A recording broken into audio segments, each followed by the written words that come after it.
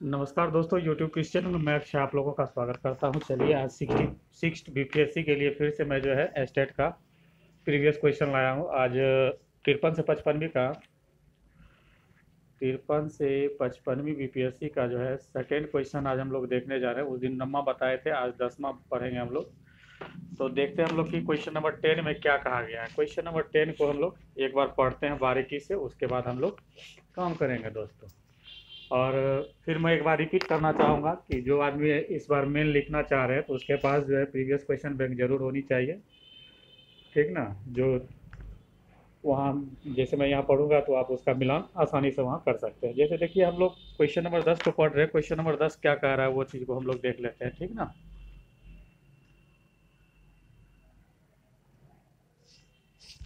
Question number 10 को हम लोग पढ़ते हैं। क्वेश्चन नंबर 10 में कह रहा है कि उपरोक्त बहुशलाका लेखा चित्र के आंकड़ों का, ठीक, आंकड़ों का अध्ययन कीजिए जिसमें किसी वस्तु की बिक्री बिक्री दिया है, लाभ दिया है और इक्विटी दिया है दोस्तों, ठीक ना। तीन चीज़ दिया है। तो वहाँ पे देखिए, इससे पहले हम निवेश, लाभ और आय वाला बात बताए थे, तो यहाँ भी बिक्री जो होगा वो आपको आय के बराबर ही होता है। चलिए आगे हम लोग देखते हैं आगे। तो बिक्री, लाभ, इक्विटी को अवधि 1997 से 2001 तक दर्शाया गया है तथा उन प्रश्नों का उत्तर दीजिए जो इसके नीचे दिए गए। तो देखिए तीन तरह का लाइन दिया गया है। ये जो डॉटेड मतलब डॉटेड लाइन जो है ये आपका सेल्स का है, जो ब्लैंक है वो आपका प्रॉफिट का बता रहा है, और ये जो पूरा ब्लैक जो है वो इक्विटी का बता रहा है, ठीक ना दोस्तों। तो हमको लगता है कि इसमें बहुत छोटा छोटा लिखा गया है, फिर भी आप लोग देखिएगा इसका जो है वैल्यू आप लोग को दिया गया, इसके टॉप पे लिखा गया है, ठीक ना। आप लोग अपने क्वेश्चन बैंक से भी देख सकते हैं, टॉप पे आपको जो वैल्यू लिखा होगा। तो चलिए हम लोग इस क्वेश्चन को बनाते हैं। इसमें देखिए चार क्वेश्चन पूछा गया है। तो ये ऐसा जब क्वेश्चन आए तो सबसे पहले क्या करना चाहिए, वो मन में विचार आती है। तो ऐसा प्रश्न आएगा तो हम हमेशा आपको बोलेंगे कि एक तुरंत जो है आंकड़ों का जो है एक ग्राफ तैयार कर लीजिए, नॉर्मल डाटा आप टेबलेटिंग फॉर्म में ले लीजिए, उसके बाद बनाइए। तो हमको लगता है कि टेबल टेबल बनाने में जितना समय लगेगा उसका जो है कहीं कम समय आपको प्रश्न बनाने में समय लग जाएगा, ठीक ना। बहुत कम समय लगेगा। बस आप पैसेंस रख के इसका टेबल बना लेंगे, और टेबल बनाने के बाद जो है बहुत आसानी से आप प्रश्न को क्या करेंगे, सॉल्व कर पाएंगे, ठीक ना। तो चलिए हम क्वेश्चन नंबर, तो एक बार फिर हम पढ़ देते हैं।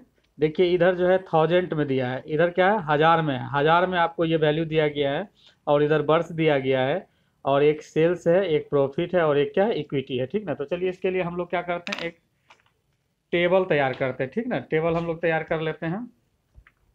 टेबल कैसे तैयार करेंगे, तो हम लोग देखते हैं कि तीन आइटम आपका, एक सेल दिया गया है, एक सेल है, एक प्रॉफिट है, एक इक्विटी, तीन आइटम है, और दो दो चार एक पाँच, पाँच वर्ष दिया गया। तो इसको हम दो दो तरीका से ड्रॉ कर सकते हैं। सबसे पहले हम लोग क्या करेंगे इसका टेबलेशन में कि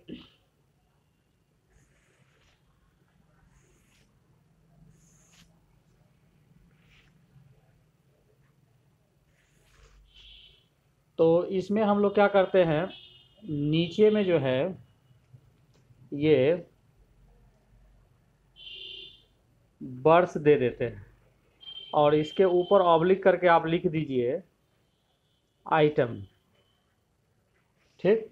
आइटम में आपका क्या हो जाएगा, तो देखिए सेल्स है, सेल्स का मतलब हो गया बिक्री, ये क्या दिया है, बिक्री दिया है। उसके बाद आपको क्या दिया है, लाभ दिया है, और उसके बाद आपको इक्विटी दिया है, लाभांश टाइप का होता है ये, इक्विटी, इक्विटी दिया गया है। अब हम लोग इधर क्या करेंगे, वर्ष दे देंगे। चलिए वर्ष दो, तीन, चार, और ये पाँच। इधर हम लोग 1997 लिखेंगे, इधर 1998 लिखेंगे, इधर 1999 लिखेंगे, इधर जो है 2000 लिखेंगे, और इधर आपको क्या लिखना है, 2001 लिखना है, ठीक ना। तो देखिए सबसे पहले बिक्री को अगर हम लोग देखेंगे तो बिक्री आप जब इससे देखिएगा, तो सबसे पहले हम बिक्री आइटम को पूरे भर लेंगे, ठीक ना। तो बिक्री आइटम को इसमें देखिएगा तो आपको इसमें पहला वैल्यू कितना दिया है, 1000, कितना दिया है, 1000 दिया है, ठीक। दूसरे में 1250 दिया है, तीसरे में जो है 1750 दिया है, और अगला में जो है 2500 दिया गया है, और उसके ऊपर ठीक देखिएगा तो आपको 3500 दिया गया, यहाँ पे 3500 दिख रहा है। आप लोग अपना वहाँ क्वेश्चन बैंक रखिए, उससे आप देखिएगा ज़्यादा मज़ा आएगा, ठीक है ना। उसके बाद प्रॉफिट को हम लोग देखते हैं, तो प्रॉफिट में आप देखिए इसमें 500 दिया है। उसके बाद दूसरा नंबर देखिएगा तो 750 दिया है। उसके बाद इसमें आई होप 800 दिया है, 800 ही है। उसके बाद 1750 है। उसके बाद आपको 2500 दिया गया है। इधर आपको 200 दिया गया है, इधर 300 दिया गया है, इधर 450 दिया गया है, इधर आपको आई होप 500 से ऊपर है तो 650 है, ठीक ना। और यहाँ पे 1250 हो गया। इस तरह से हमने क्या किया, सभी डाटा को मैंने लिख लिया, बिक्री का आइटम लिख लिया, लाभ लिख लिया, इक्विटी लिख लिया। और इसमें जो वैल्यू दिया गया है तो यहाँ पे मूल्य लिख दीजिएगा। मूल्य जो आपको दिया गया है वो 1000 में है, किस में है, 1000 में दिया गया, ठीक है। जैसे ये है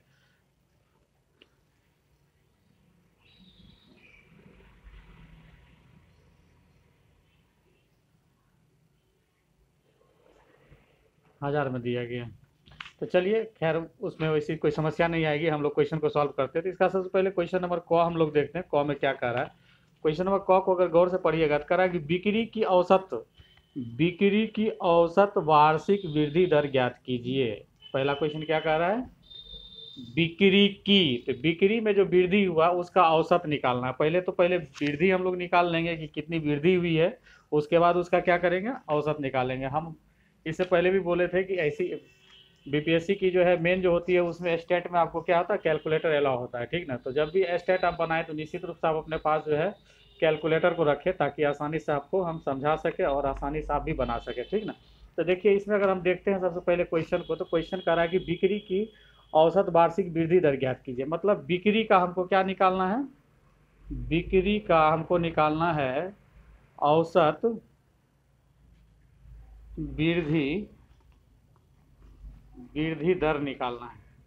देखिए तो सबसे पहले इसमें आपको टेक्निकल वर्ड समझना है कि पहले बिक्री में चलना है, फिर उसका औसत भी निकालना है। और ये वृद्धि दर का मतलब क्या होता है, तो मतलब प्रतिशत में जवाब देना है। इसका मतलब क्या हुआ, प्रतिशत में जवाब देना। तो चलिए हम एक एक करके क्वेश्चन सॉल्व करते हैं। बिक्री का आपका आइटम ये है, इस पर हम लोग को काम करना है, ठीक ना। तो सबसे पहले इसमें हम लोग देखते हैं क नंबर में क्या करेंगे हम लोग। देखिए वृद्धि जो होती है वो एक बेस ईयर के रिस्पेक्ट में अगले वर्ष में होती है। तो जैसे वृद्धि जो लिखा जाएगा, तो सबसे पहले इस प्रश्न को सॉल्व करेंगे तो लिखेंगे 1998 में बिक्री में वृद्धि, बिक्री में प्रतिशत वृद्धि, सॉरी। तो देखिए आप यहाँ पे देखिएगा 98 में, तो अंट देखिए 1000 से कितना हो रहा है, 1250 हो रहा है। और जब वृद्धि निकालते हैं तो यूनिट का आप यूज नहीं भी करते हैं तो आपको कोई दिक्कत नहीं है, ठीक ना। तो देखिए वृद्धि हो जाएगा 1250 माइनस 1000, अब बटे हो जाएगा कितना, 1000, और गुना क्या हो जाएगा, 100 हो जाएगा। आप इसको सॉल्व कीजिएगा, ये 0000 कैंसिल हो जाएगा, ये 250 बाय कितना हो जाएगा, 10 हो जाएगा। और इसे भी काटिएगा तो आपका 25% आ जाएगा। फिर आप उसी तरह से सिमिलरली आपको करना है 1999 में बिक्री में प्रतिशत वृद्धि,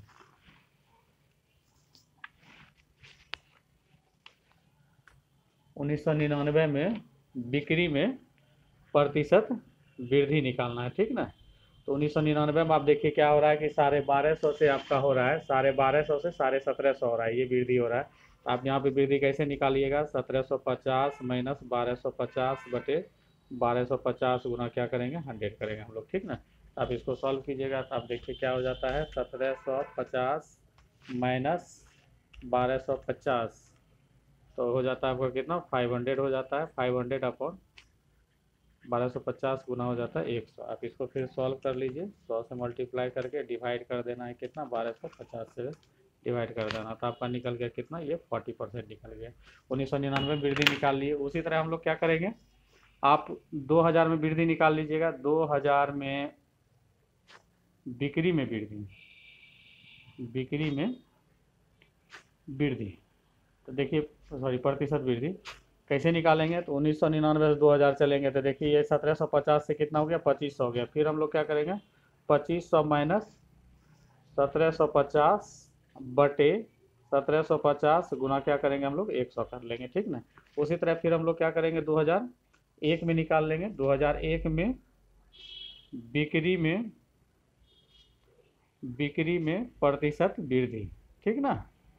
तो इसमें आप निकालिएगा, देखिए 2500 से आपका 3500 हो रहा है, आई होप दिख रहा होगा। तो हम 3500 में से 2500 को क्या करेंगे, घटाएंगे, बटे 2500 हो जाएगा, गुना क्या होगा 100 होगा, ठीक ना। तो आपका ऊपर क्या हो जाता है 1000 हो जाता है, बाय 2500 मल्टीप्लाई 100, ये 00 कैंसिल हो जाएगा। और इस तरह से कीजिएगा तो ये भी आपका 40% ये इसको हम लोग सॉल्व कर लेते हैं।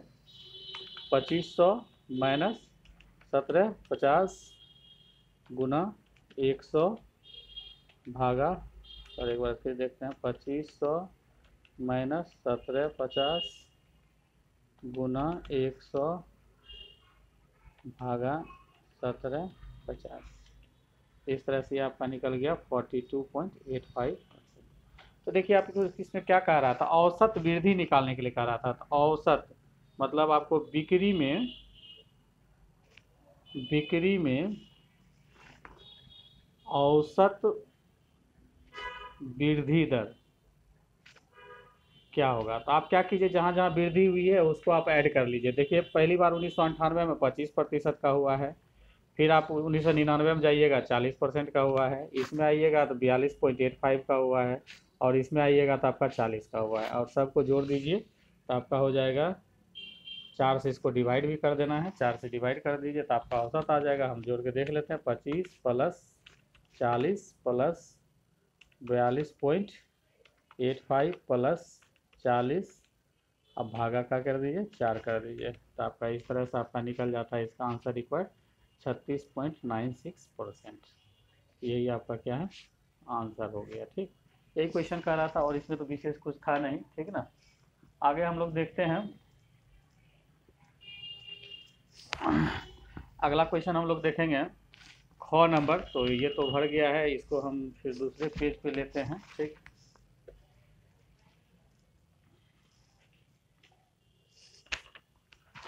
चलिए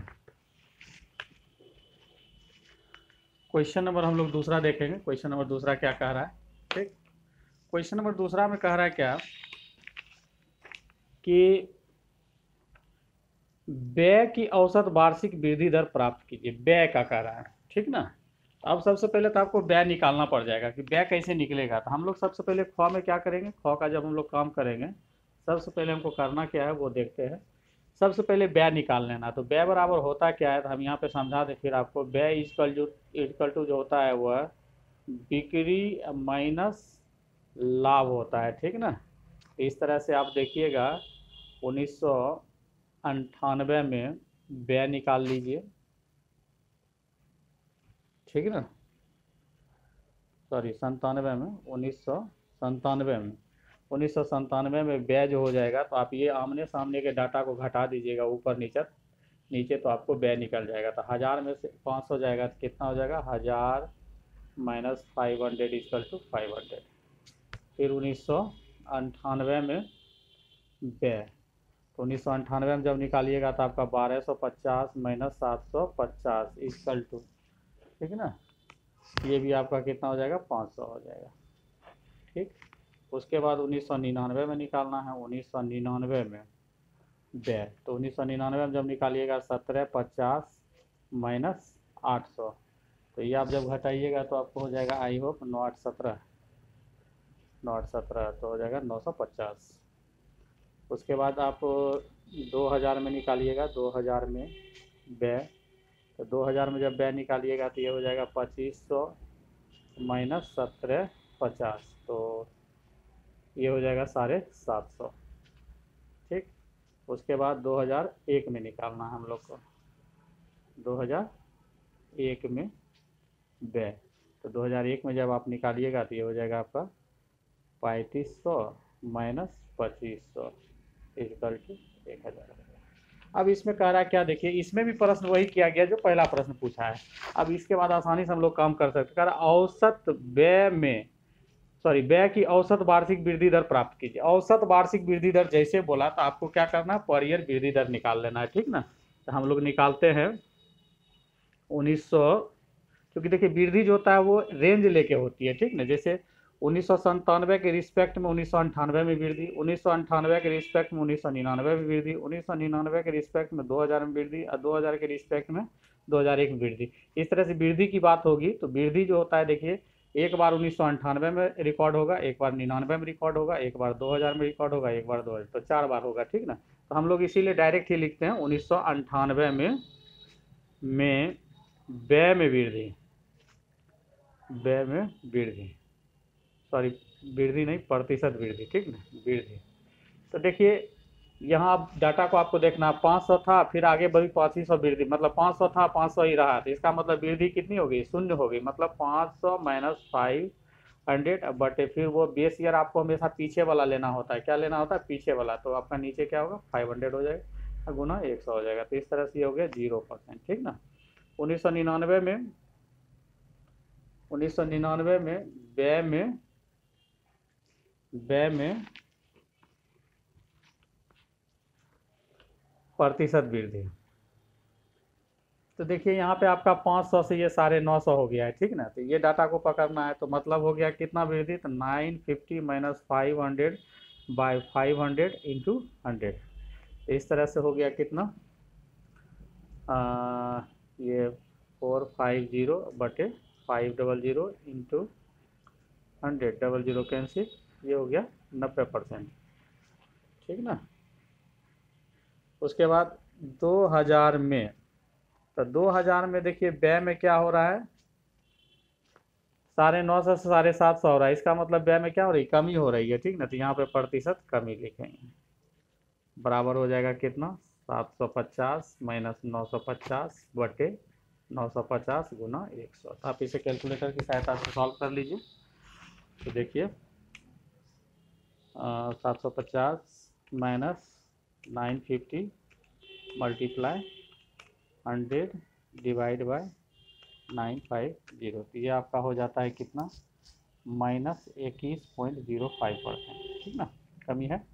उसके बाद हम लोग चलेंगे 2001 में, 2001 में, तो 2001 में देखिए 750 से ये क्या हो रहा है, 1000 हो रहा है, 2001 में व्यय में क्या हो जाएगी, वृद्धि हो जाएगी, प्रतिशत वृद्धि होगी।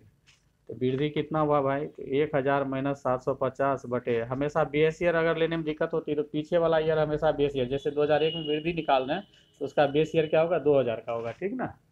इस तरह से देखिए आपका जो है इसका हो जाएगा कितना, गुना 100 करेंगे हम लोग और सॉल्व कर लेते हैं, तो ये हो जाता है आपका 250 इंटू 100 डिवाइड बाय 750, ये आपका निकल गया 33.33%।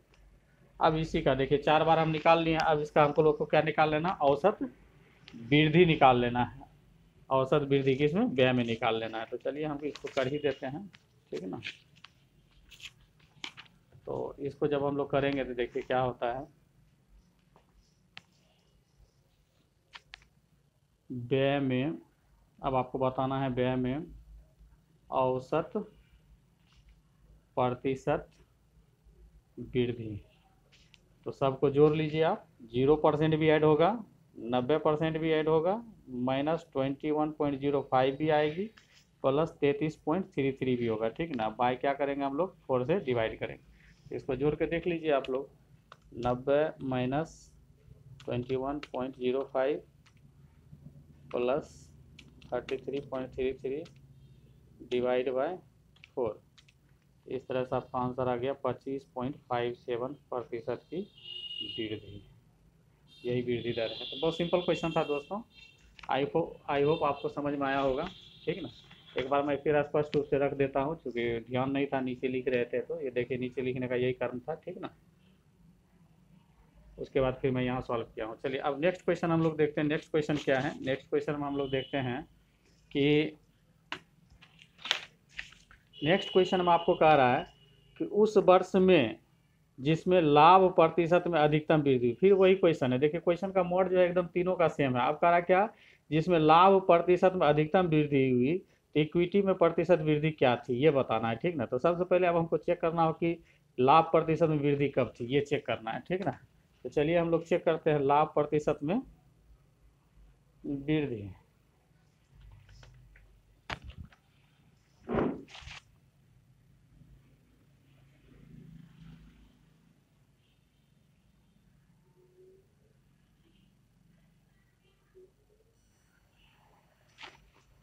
देखिए हम लोग फिर से लेके काम करेंगे, लाभ पे काम करना है तो क्वेश्चन नंबर 3 मतलब इसका गौ हो जाएगा, आप लोग के अनुसार सी हो जाएगी, ठीक ना। तो देखिए गौ में क्या करना है हम लोग को कि लाभ में, तो अब फिर हम लोग चेक करेंगे लाभ में प्रतिशत वृद्धि को हम लोग चेक करेंगे, ठीक ना। ये चेक करेंगे तो सबसे पहले 1998, चूंकि रेंज होता है देखिए 97 से 98, तो ठीक ना 1998 में लाभ में प्रतिशत वृद्धि। तो देखिए ये लाभ में जो है आप देख पा रहे होंगे, ठीक ना, ये 500 से 750 हो रहा है, ठीक ना। तो वृद्धि हो रही है, कितनी की वृद्धि हो रही है, तो आप भी देख रहे हैं कि 500 से 750 हो रहा है, 250 की हो रही है, 250 बटे क्या हो जाएगा 500 मल्टीप्लाई क्या हो जाएगा 100 हो जाएगा, ठीक ना। इस तरह से आप इसे सॉल्व कीजिएगा, 2 टाइम्स में काटेगा, उधर हो जाएगा आपका कितना 50%। फिर हम लोग 1999 में निकालेंगे, 1999 में लाभ में प्रतिशत वृद्धि, ठीक ना, यही भाषा आपको लिखना है। तो फिर आप देखिए 750 से ये 800 हो रहा है, 50 की वृद्धि हो रही है किसके रिस्पेक्ट में, 750 के रिस्पेक्ट में। चलिए बाद में हम इसको सॉल्व कर लेंगे कितना वैल्यू होगा, पहले देख लेते हैं। 2000 में लाभ में प्रतिशत वृद्धि, ठीक ना। फिर उसी तरह से हम लोग चेक कर लेंगे कि लाभ में कि मतलब 2000 में कितनी हो रही है, तो 800 से 1750 हो रहा है, ठीक ना। तो 1750 अब माइनस 800 बटे हो जाएगा 800 गुना क्या हो जाएगा 100 हो जाएगा, ठीक ना। इस तरह से ये निकाल लेंगे। फिर हम 2001 में निकाल लेंगे, 2001 में लाभ में प्रतिशत वृद्धि फिर निकाल लेंगे, ठीक ना। तो ये हो जा रहा है 1750 से 2500 हो रहा है, मतलब 2500 माइनस 1750 बटे हो जाएगा कितना 1750 गुना 100 हो जाएगा। तो अब इसको चेक कर लेना है, तो हम लोग चेक कर लेते हैं फटाफट, ठीक ना। तो ये देखिए हो जाएगा 50 गुना 100 भागा हो जाएगा 750, ठीक ना। तो ये निकल गया आपका कितना 50 गुना 100 भाग 750, ये हो जाएगा आपका 6.66% हो रहा है, ठीक ना। तो उसके बाद इसको चेक कर लेते हैं हम लोग, 1750 माइनस 800 गुना 100 भाग 800,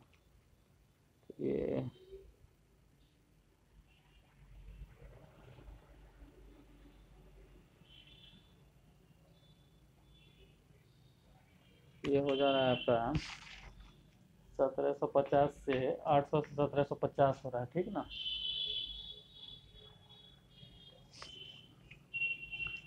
1750 माइनस 800 गुना 100 भागा 800, ये हो जा रहा है आपका निकालने के बाद 118.75%, ठीक है। उसके बाद इसको जब सॉल्व कीजिएगा तो ये हो जाएगा 2500 माइनस 1750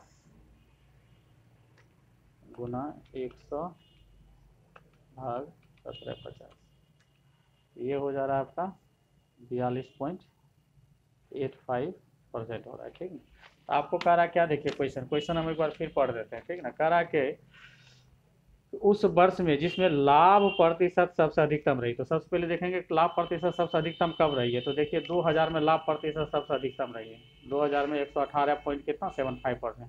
तो कह रहा है वृद्धि अधिकतम वृद्धि भी, तो इक्विटी में प्रतिशत वृद्धि क्या थी, तो उसी वर्ष इक्विटी में प्रतिशत वृद्धि बताना है। तो यहाँ लिखिएगा 2000 में लाभ में प्रतिशत वृद्धि अधिक है, वृद्धि अधिक है, इसलिए 2000 में इक्विटी में प्रतिशत वृद्धि, ठीक ना। बस यही आपको जवाब देना है। तो 2000 में देखिए, तो 2000 में चलिएगा तो 2000 आपका ये है, तो ये 450 से 650 हुआ होगा, ठीक ना। तो इसमें वृद्धि कितनी हो गई भाई, तो आप 650 में 450 घटा लीजिएगा, 650 माइनस 450 बटे हो जाएगा 450 गुना क्या हो जाएगा 100। इस तरह से इसे सॉल्व करेंगे तो ये आपका रिक्वायर्ड आंसर हो जाएगा। तो आपका हो जाता है 650 माइनस 450, 200 हो गया, मल्टीप्लाई 100 कीजिए और डिवाइड कीजिए 450 से। तो इस तरह से आपका रिक्वायर्ड आंसर आ गया 44.44% इक्विटी पूछ रहा था। तो इस तरह से तीसरा प्रश्न भी हो गया, और इसका चौथा प्रश्न जो है काफ़ी आसान दिया गया है, ठीक ना दोस्तों। इसका तीसरा प्रश्न जो है काफ़ी आसान दिया गया है, चौथा प्रश्न काफ़ी आसान दिया गया है। किस वर्ष में किस वर्ष में व्यय में किस वर्ष में व्यय सबसे ज़्यादा हुआ है, ठीक ना। तो अब देखिए सिंपल क्वेश्चन है, इसको हम लोग तुरंत आसानी से बना देते हैं, ठीक।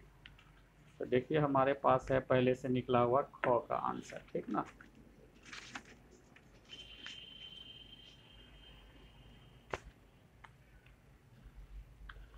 तो देखिए आपका घ नंबर जो पूछ रहा है, कह रहा है किस वर्ष में व्यय सबसे ज़्यादा रहा। तो हम करेंगे क्या, लिखेंगे प्रश्न संख्या ख के आंकड़ों से, ठीक ना। ये चीज़ हम लोग करेंगे। तो आंकड़ों से भाई क्या, तो यहाँ पे देखिए हम लोग क्या करेंगे, 1997 में हमको व्यय मालूम है, कितना है भाई, 500 है, ठीक। 98 में कितनी है व्यय, तो ये आपका 500 है। 99 में कितनी है, तो यहाँ पे 950 है। और 2000 में कितना है, तो ये जो है 750 है।